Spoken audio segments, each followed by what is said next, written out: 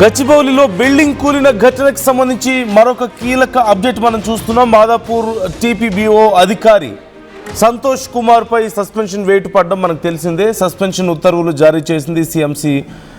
ఇప్పటికే CMC commissioner G సృజన ఈ ఉత్తర్వులు జారీ చేసినట్లుగా తెలుస్తుంది.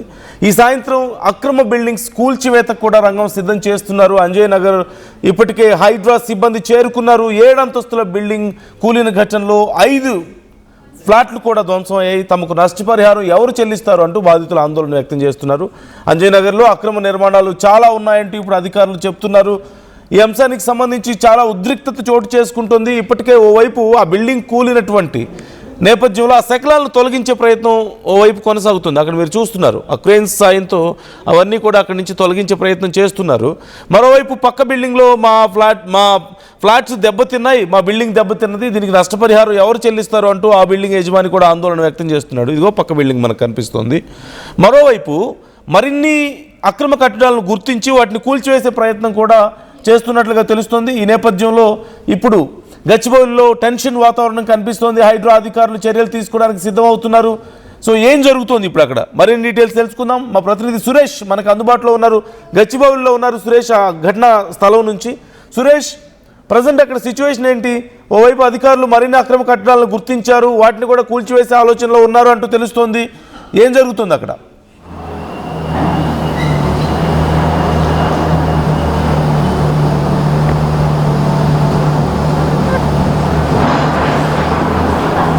థ్యాంక్ యూ నందు. ఏదైతే నిన్న 7 అంతస్తుల భవనంకి సంబంధించి ఆ శిథిలాలు అయితే తొలగిస్తున్నారు.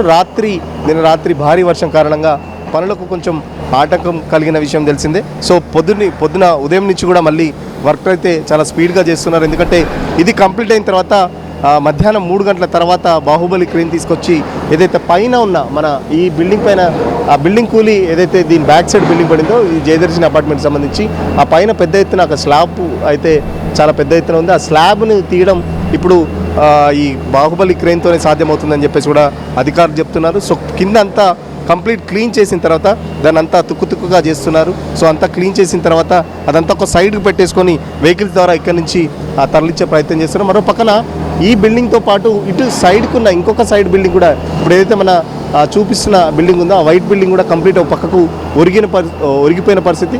సో దాంట్లో కూడా పీజీ రన్ చేస్తున్నారు. సో ఆ పీజీకి సంబంధించి కూడా ఇప్పటికే దాదాపు అందరినీ ఖాళీ చేయించారు. సో దాన్ని కూడా కూల్చాలి కంపల్సరీ, ఎందుకంటే అది కూడా దాని పరిస్థితి కూడా చాలా దారుణంగా ఉందని చెప్పేసి చెప్తున్న పరిస్థితి. సో ఖచ్చితంగా దాన్ని కూల్చాలని చెప్పేసి కూడా ఇప్పటికే, ఎందుకంటే దానికి కూడా పర్మిషన్ లేదని చెప్పేసి తెలుస్తుంది. సో ఆ బిల్డింగ్ని కూడా కూల్చే ప్రయత్నంలో ఉంది. సో బాహుబలి క్రేన్ వచ్చిన తర్వాతనే ఇదంతా సాధ్యమవుతుందని చెప్పేసి చెప్తున్న పరిస్థితి. సో చూస్తున్నారు కదా, ఫైర్ డిపార్ట్మెంట్ సంబంధించిన ఆఫీసర్స్ కూడా ఉన్నారు. సో ఇప్పటికే పీజీలో పిల్లలందరినీ ఖాళీ చేయించారు. అందరూ వేరే హాస్టల్స్ కూడా చూసుకున్నారు. సో ఉన్న పలంగా ఇది క్లియర్ చేసిన తర్వాత అటు స్లాబ్ క్లియర్ చేసిన తర్వాత ఈ వైట్ బిల్డింగ్ కూడా కంప్లీట్ కింద వరకు చాలా వరకు డ్యామేజ్ అయింది. ఆ మెట్ల వరకు నిన్న మనం విజువల్స్లో చూపించినట్టు చాలా వరకు డ్యామేజ్ అయింది. ఒక పక్కకు ఒరిగిపోయింది. కింద పిల్లర్లు కూడా చాలా వరకు దెబ్బతిన్నాయి, క్రాక్స్ వచ్చినాయి. దానికి సంబంధించి ఈ బిల్డింగ్ మళ్ళీ ఇక్కడ పక్కన ఏదైతే జయదర్శిని అపార్ట్మెంట్ ఎట్లా నిన్న పాడైపోయిందో, ఒకవేళ ఈ బిల్డింగ్ కనుక కూల్చకపోతే ఆ బిల్డింగ్ పడి ఇటు పక్కన అపార్ట్మెంట్ మీద పడే అవకాశం ఉంది. సో ఇటు పక్కన ఏదైతే అపార్ట్మెంట్లో ఉన్నారో వాళ్ళందరినీ కూడా ఖాళీ చేయించారు. సో వాళ్ళకి ఇబ్బంది కలగకుండా ఇక్కడ కూడా మళ్ళీ ప్రాణ నష్టం జరగకుండా ఈ అపార్ట్మెంట్లో కూడా అందరినీ ఖాళీ చేయించిన పరిస్థితి. ఎందుకంటే పక్క అపార్ట్మెంట్ల మీద పడి దాదాపు బెడ్రూమ్లు, బాత్రూమ్కి సంబంధించి చాలా వరకు ఫర్నిచర్ డ్యామేజ్ అయింది. 2 గాయాలు కూడా అయిన నేపథ్యంలో అధికారులు అయితే అప్రమత్తంగా వ్యవహరిస్తున్నారు. మరో పక్కన ఈ డెబ్రిస్ అంతా క్లీన్ చేస్తూనే మరో పక్కన భద్రతా చర్యలకు సంబంధించి కూడా చాలా పకడ్బందీగా ప్లాన్ చేస్తున్నారు. ఈ బిల్డింగ్ కూడా కూల్చివేయడానికి అధికారులు అయితే సిద్ధమవుతున్నారు.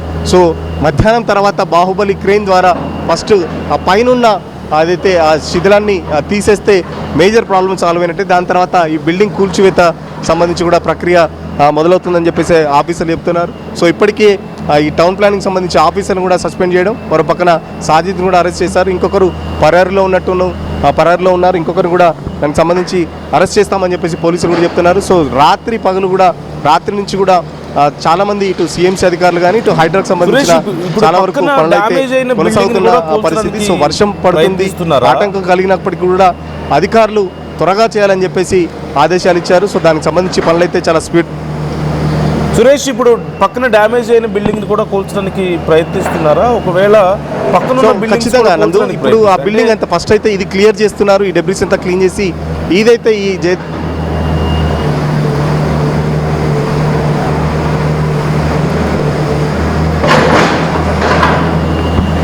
సో ఖచ్చితంగా నందు ఈ బిల్డింగ్ కూడా కూల్చాల్సిందే, ఎందుకంటే ఇది పక్కకు ఒరిగిపోయింది, కంప్లీట్ డ్యామేజ్ అయింది.